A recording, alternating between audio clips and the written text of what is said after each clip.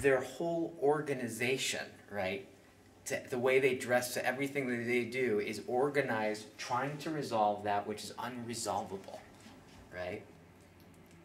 Now, so that's in that sphere. And there's layers of it, right? And then there's deep ones, and there's, I don't think it's that linear. So that's the mental linguistic sphere, right? So, but let's call this one the emotional sphere.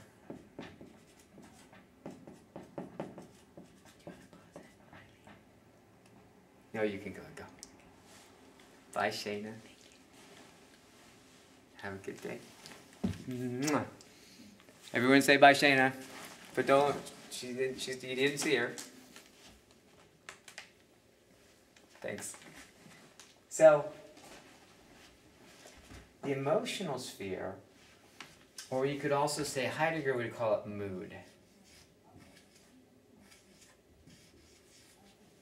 And if you notice that, we have, all of us have fluctuating emotions all the time. But have you noticed that people have a kind of pervasive kind of emotional energy? That there's just a certain kind of emotional hum people have that is always kind of there. They just have a certain emotional energy. And Heidegger would say that he distinguished that as mood. Like you're actually in your mood. You have emotions inside of it, but people have a certain kind of emotional hum. Now, given my narrative, right? What would you imagine would be my pervasive mood?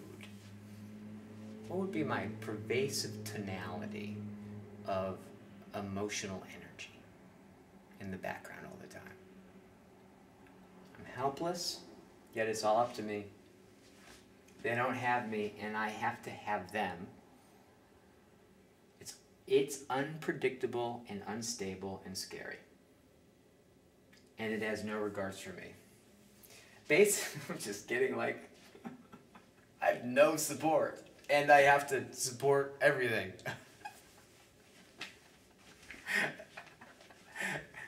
Talk about a double bind, So, I'll just let you know. It's called a mood, for me, it's called anxiety.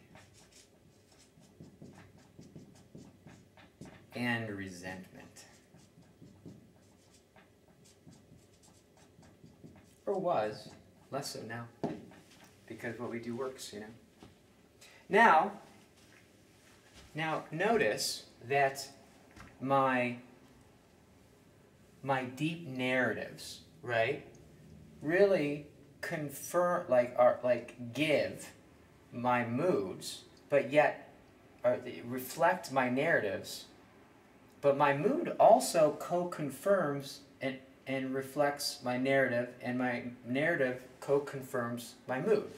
So they not only create each other, but they confirm each other. They create and confirm, right? I'm helpless, anxious, which confirms that I'm helpless, which confirms that I'm anxious. Right? So they're self-confirming, right? Self-making.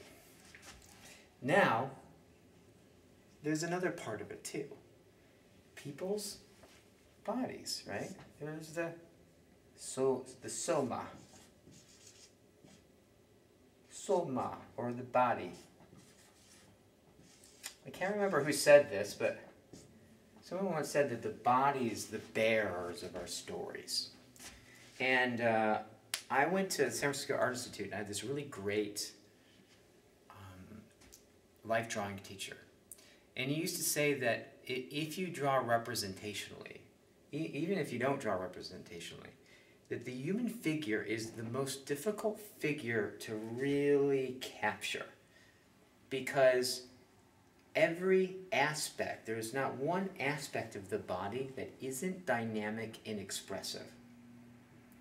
Another way of saying that is that every part of our body and posture is a communication. For human beings, that's always the case. Our body is a language. In other words, there's no such thing as being neutral. If you're neutral, you're being neutral, right? You're never actually neutral. so if I'm like, so let's kind of check this out. So I'm powerless, I'm not supported, yet it's still up to me, right? Which gives me this pervasive mood of anxiety, which confirms my deep narratives, right? They self-confirm each other. What's going to happen to my posture, right?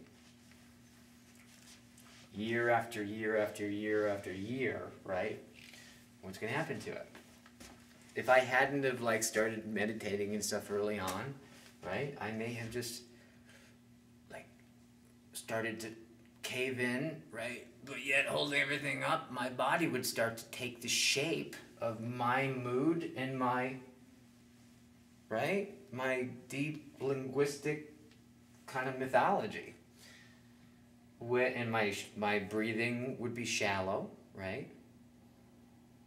Which would confirm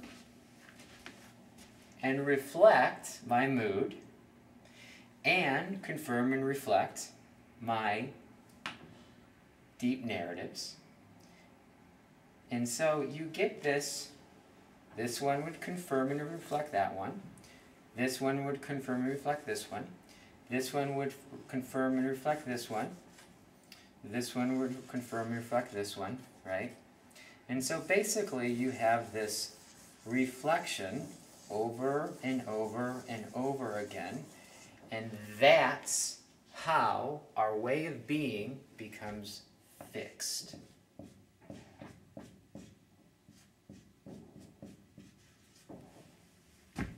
That's why when you get to know somebody, right?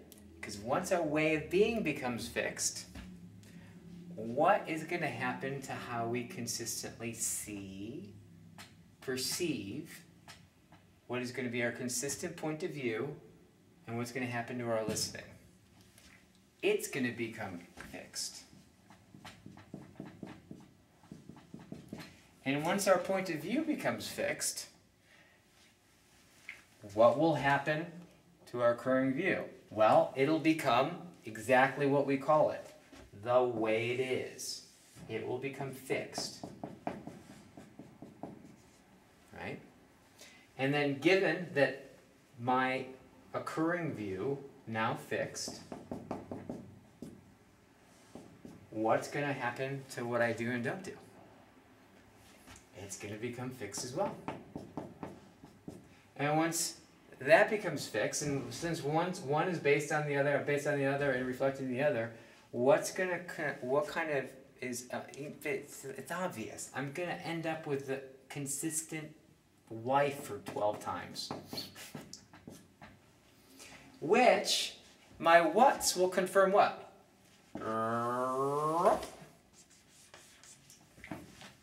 My narratives, my way of being, own up.